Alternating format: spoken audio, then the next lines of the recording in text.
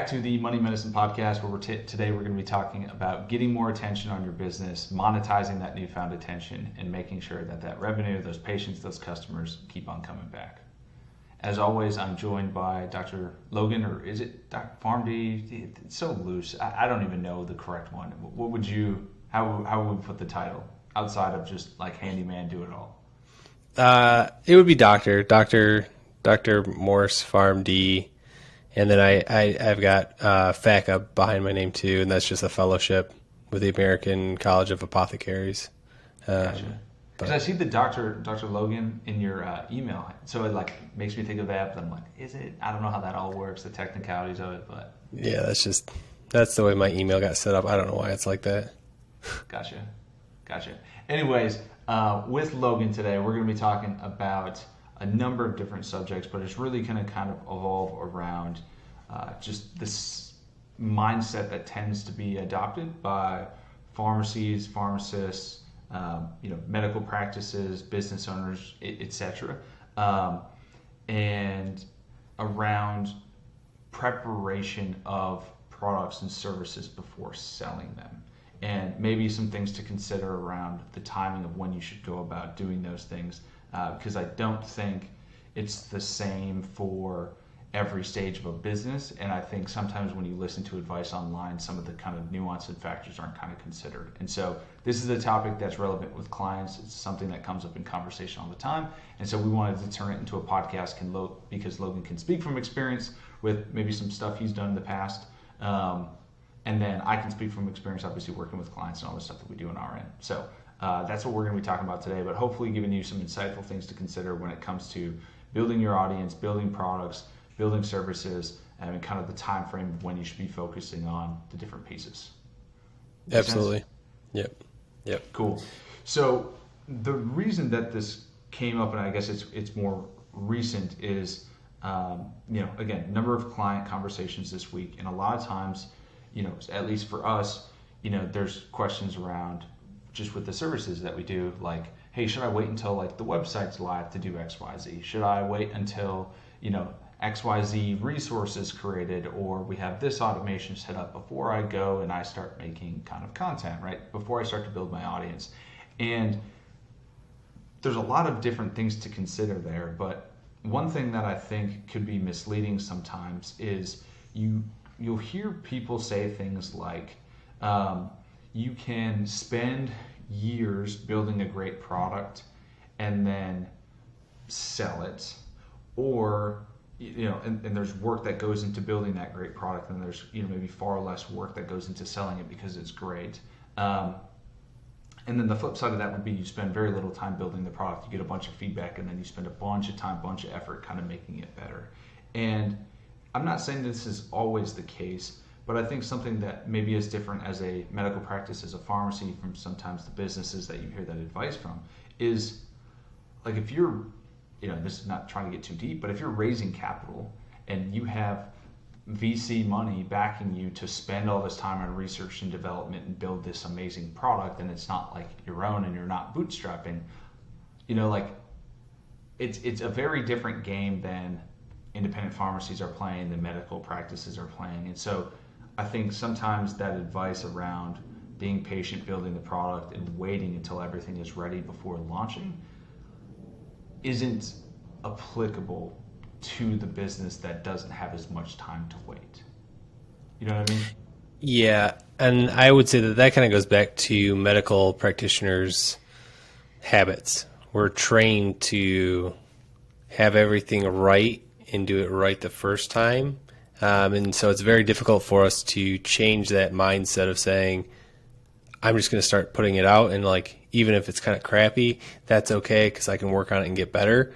Because we can't do that necessarily with our patients. I can't be like, well, you can still eat like crap with your diabetes. It'll be all right. It's like, no, you got to stop eating junk food, exercise. Like, you have to have this whole plan in place so that way you can get them feeling better. And that's not the same with running a business.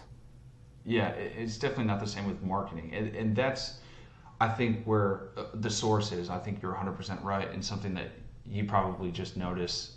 And I think you've probably grown out of in a lot of ways because you do so much kind of the business building, kind of marketing stuff.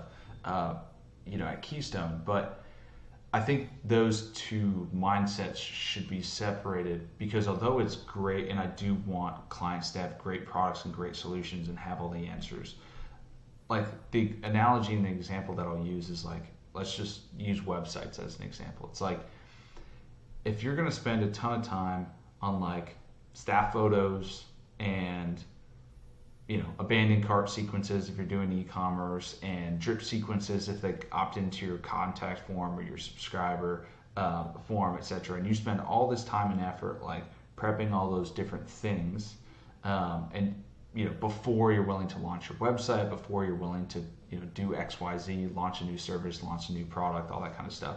Like, if you don't have demand, if you don't have customers, like what good is an abandoned cart email going to do, email sequence, if you have no one checking out your products? What good is a drip sequence going to do for a contact form opt-in if you have no one going to your website to fill out a contact form in the first place? And so I think, one thing I always try to like stress is, if you have the audience and you can build and get the demand, the systems, the automation, the marketing, if you're working with someone who's halfway decent, like that stuff's easy to figure out if there's demand, right?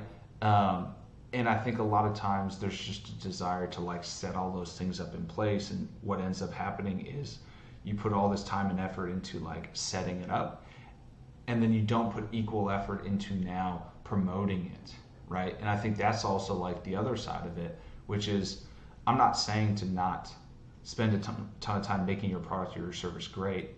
I'm just arguing that I see a trend where there is a bunch of time and effort put into that, but then when it comes to promoting it after you admittedly believe it's a great product or service, that's where the issue arises, right? And so I'd rather you spend less time so that maybe you have more energy to try to sell something as that you're obviously going to improve over time.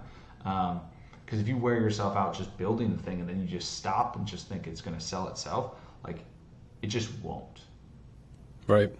No, I agree. I have kind of been thinking about this, and it's kind of like, granted, I'm out of Michigan, so I kind of think like a northerner, and it's kind of like hunting season, right? You can do all the preparation. You can, put out a salt lick. You can, put out food. You can, look at the area where you're going to be hunting. You can do all these things and prepare as best you can. But if you wait too long and you miss the hunting season, well, guess what? Now you've got to wait till next year.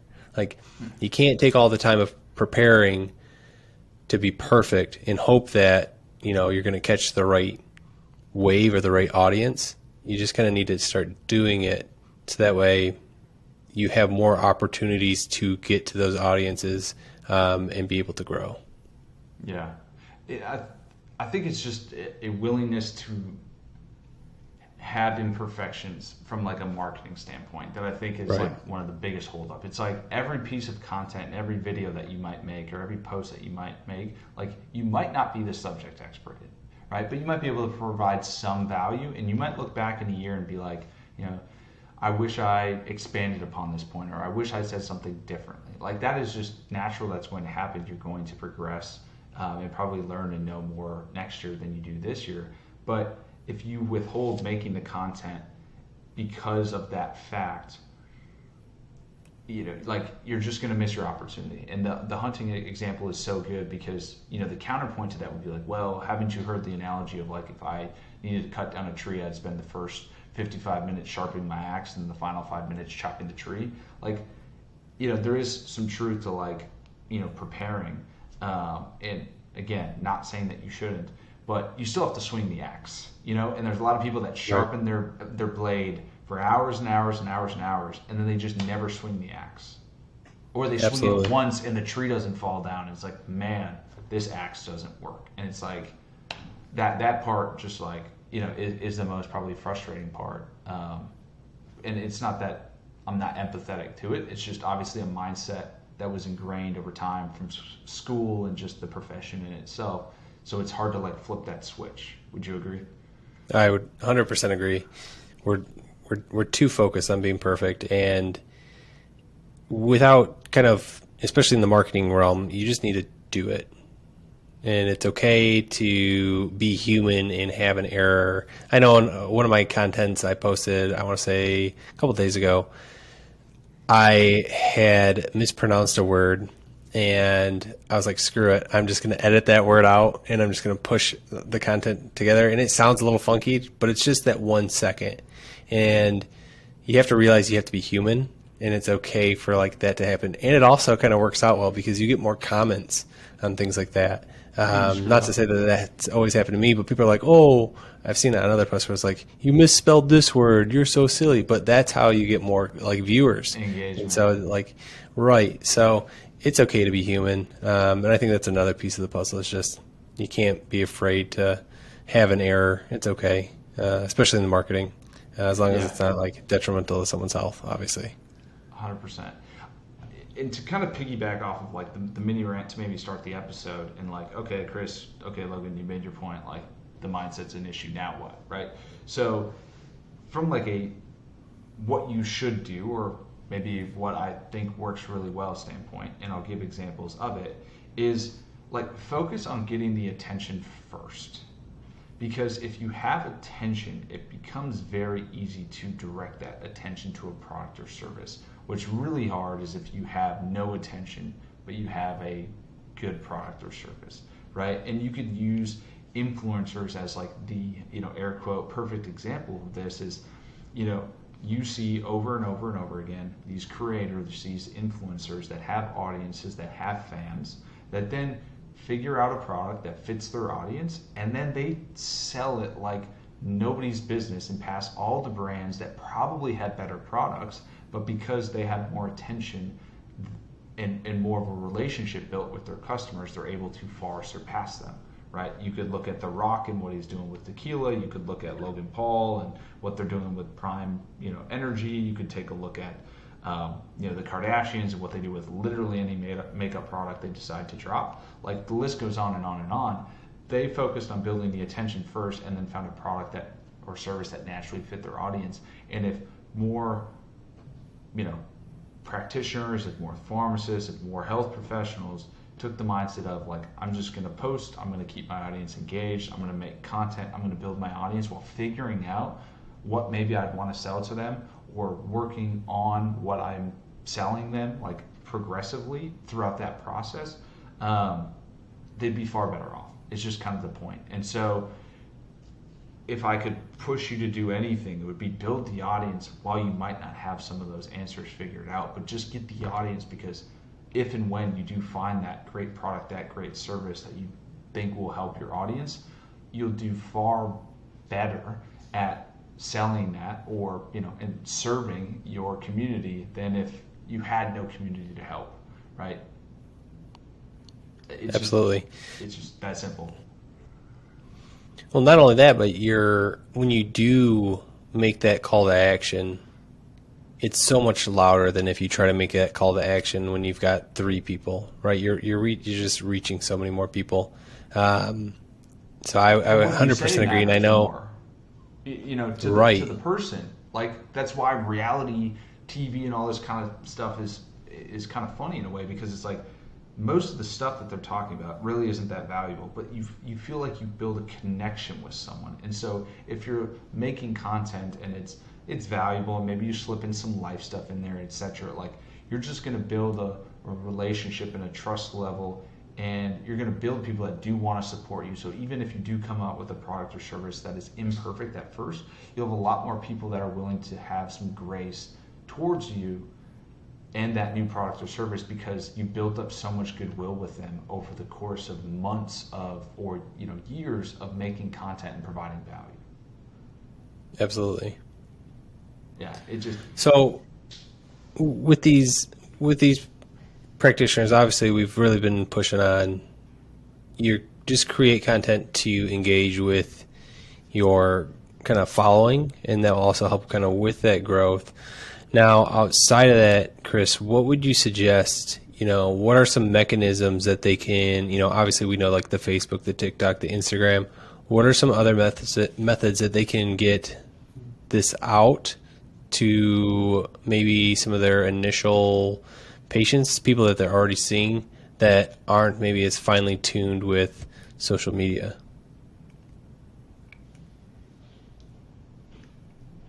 Yeah. Kind of So, tough. well, I guess like you cover all the platforms, right? So it's like, I mean, they're there, right? Like people, I mean, just if you look at statistics, like, I mean, people spend a ton of time on their mobile devices, right? So like, if you hit all those platforms, you will not have an issue of not finding patients, right? I think the hard part is, and there's a great like Mr. Beast clip about this, who's arguably the most famous creator kind of all time. Like his first 10 videos got no views, and I think that's the other thing that is like hard for people to wrestle with is like as a perfectionist and maybe someone has who maybe falls in love a little bit with like the content that they create and thinks it's like a really good video. Like the market might not think it's a very good video, and you just have to come to terms with the fact that like you might make content and people not think it's that valuable, but it doesn't mean that they didn't notice. They just don't. They haven't seen enough reps of you to care, right? Same thing as if you call someone for the first time and you're doing sales or you're doing doctor detailing, and the doctor doesn't really care to see you. Like it's your first time, it's your first engagement, it's your first impression. Like that just happens in so many aspects of life. So to think that your first video should go viral would be like going into a gym and thinking that the first time you sit down and try to bench press, you should be able to do 225 or 10. It's like, it's unrealistic. And it would also be Right. kind of unfair. And so I think the other thing too is like there's a negative view on like making content and not getting results right away. But I would also argue that like on the flip side, it's dangerous to have like too fast of success too, where you have a skewed reality of like how quickly you can do things or expectations, and then you might go through a lull where you don't get that same engagement, you don't get those same results, and your expectations have been so elevated. I would rather work with someone who had to build it and it did take them a long time because they probably have the character traits of someone who can make it and who can endure difficult times because they've not gotten views for an extended period of time than someone who posts their first video and got 50,000 views. You know what I mean? Absolutely. There's a piece to it of always saying like, is it reasonable? Like, and I always say this for even like talking to my employees when I start something new, a new process, anything like that. I always have to go into that aspect of, is it reasonable that they're going to be an expert on this right away? And the answer is always no. So like, don't have that same mindset when you're doing, content or posting on TikTok and you want to be like, all these other doctors that have hundreds of thousands of followers. Like you're not going to be that the first day. And if you are, like, congrats, that's awesome. You're a unicorn. But 99% of the time you're going to suck. And I would even say like, I still am not great at making content, and that's okay. But you're so much better than you were when you started. 100%. Right. And I mean, if we even got to like, I don't know, maybe this is getting deep. It's like if you were a parent and you're like, how would I build great character traits in my kid? It probably wouldn't be like the first time they asked for something, they'd get it, right? We would all agree that probably wouldn't produce like the best character trait in a child if every time they wanted something, they just got it immediately. But if they learned the will, like the skill and the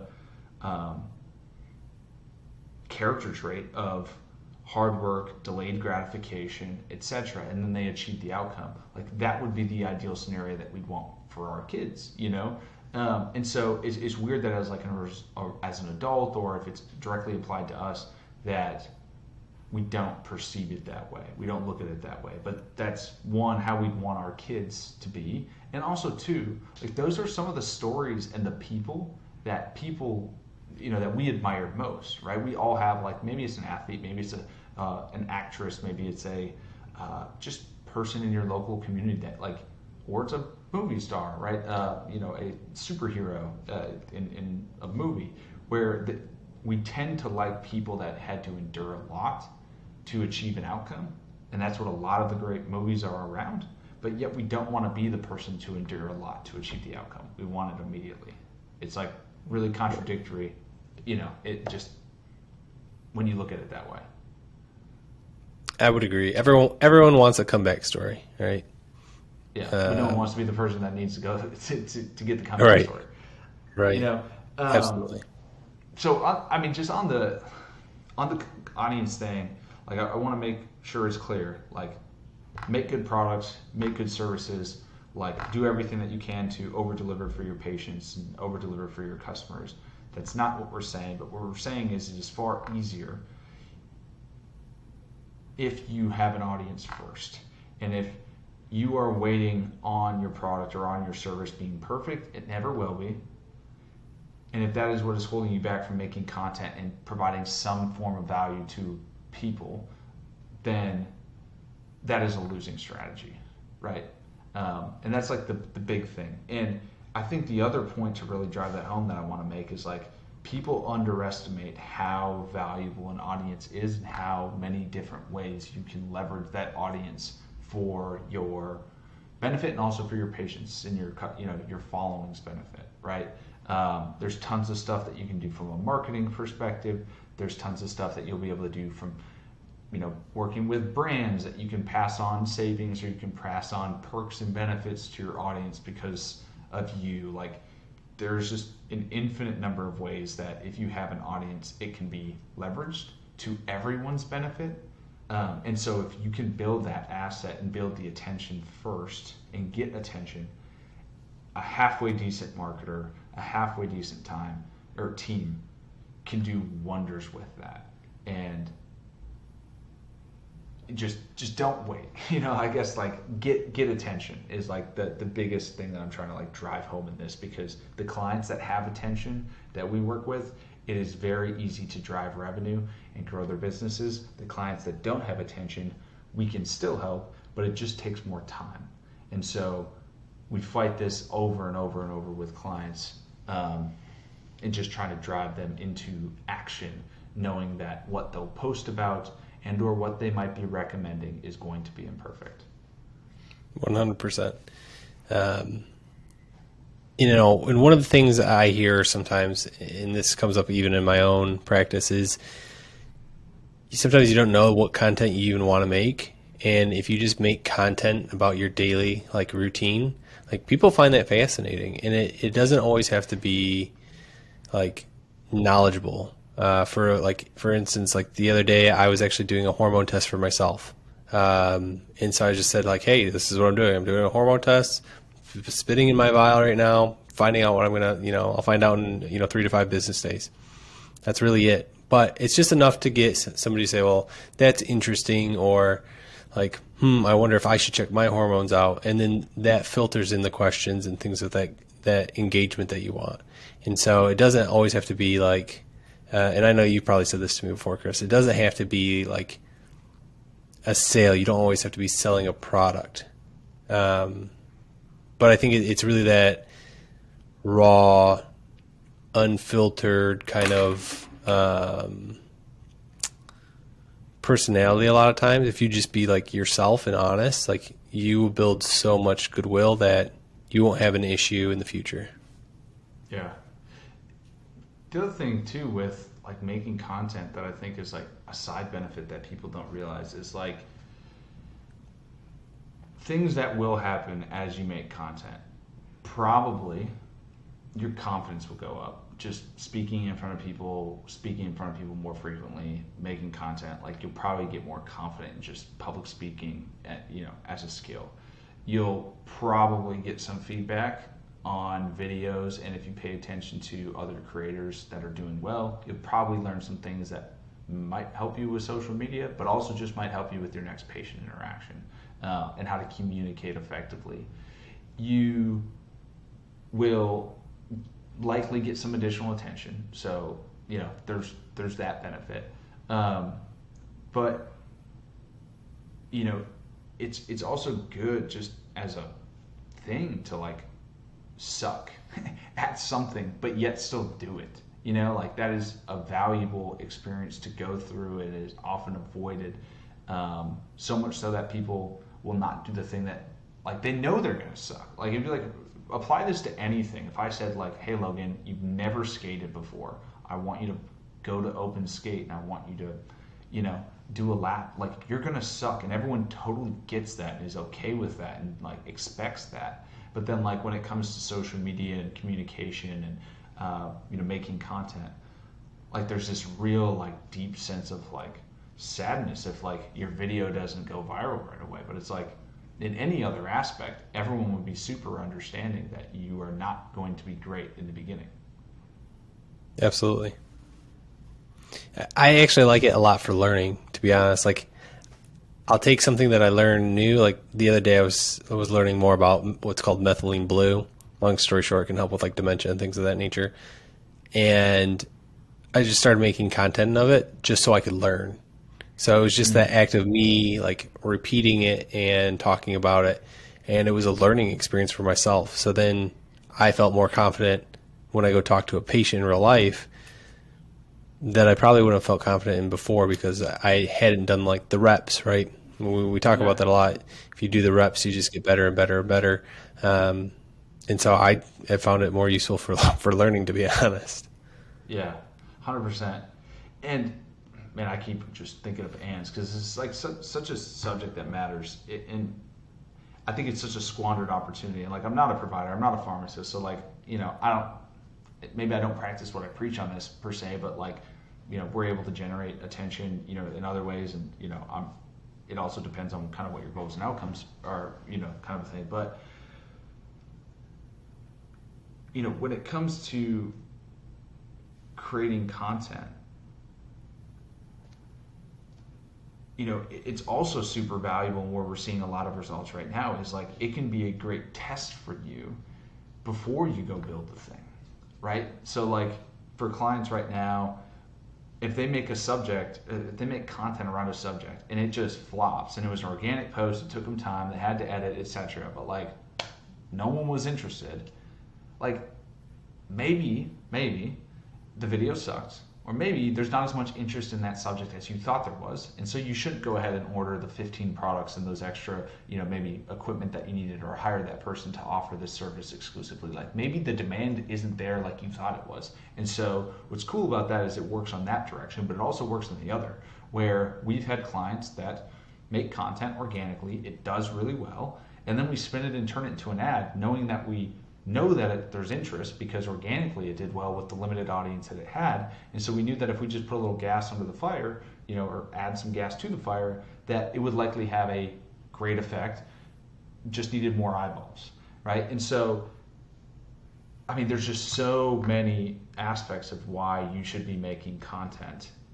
And that is also one of the great ones because, like I said, we have clients now that like they had just a home run hit of a content piece and we're running ads with it and printing money kind of in short with the ads because of just the return on the ad spend relative to their cost for what they're selling. So I mean, I could just go on and on and on about the whole content thing, and again, in some ways I'm not practicing what I preach, so I don't want this to be a kind of a case of that, like don't listen to what they say, listen to what they do. Like I'm not doing it, but clients are doing it, their clients are winning, and I want more people to win like clients. And it's also a belief that hopefully I don't think you have, Logan, because you're like plugged in and everything like that, but man, something that we hear from clients all the time too is like there's a perceived like scarcity around. They think that there's too many creators, or like that, like, hey, there's already like a pharmacist that's well known, and there's already a practitioner that's well known, there's already XYZ person. And I always kind of come back to the whole fitness space because there's a bajillion little gym bros and gym rats and gym chicks that are posting meal plans and workouts, and they're all doing chest day, they're all doing legs. Like it's really not that revolutionary, but they all, not all of them, but many of them do very, very, very well. And there are, probably 50,000 plus influencers that make a couple $1,000s a month from their social media. But yet, like in the medical space, it's like, oh, there's 5, like that's it. There's no more room. Like I can't get a piece of this pie. Like there's already the best, Yeah, I think that goes back to a lot of like character traits though too of the individual, because it's very easy to say, well, I'll never be, Easton Bryant, or I'll never be Phil's my pharmacist, right? Because you see what they've done and you see their success and you're like, well, I wish I could have that, but I'll never get it. But if you don't ever start trying and you don't ever start doing, yeah, of course, it's unreasonable for you to ever become like that because you're not ever going to do it. Like, Yeah. so And you do just you have to even try. want to be them?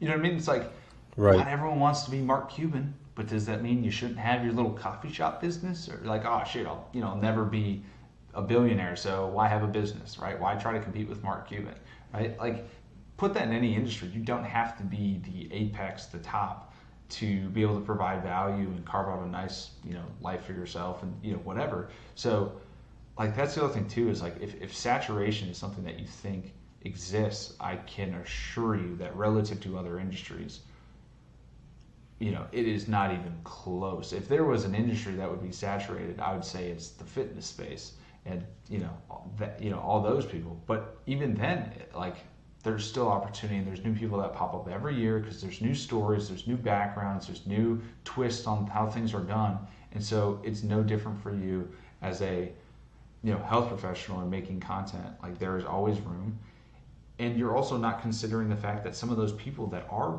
big names and big faces, like they could decide to stop making content, and that opens up a whole new vacuum of people that or that needs to be filled by someone in some voice.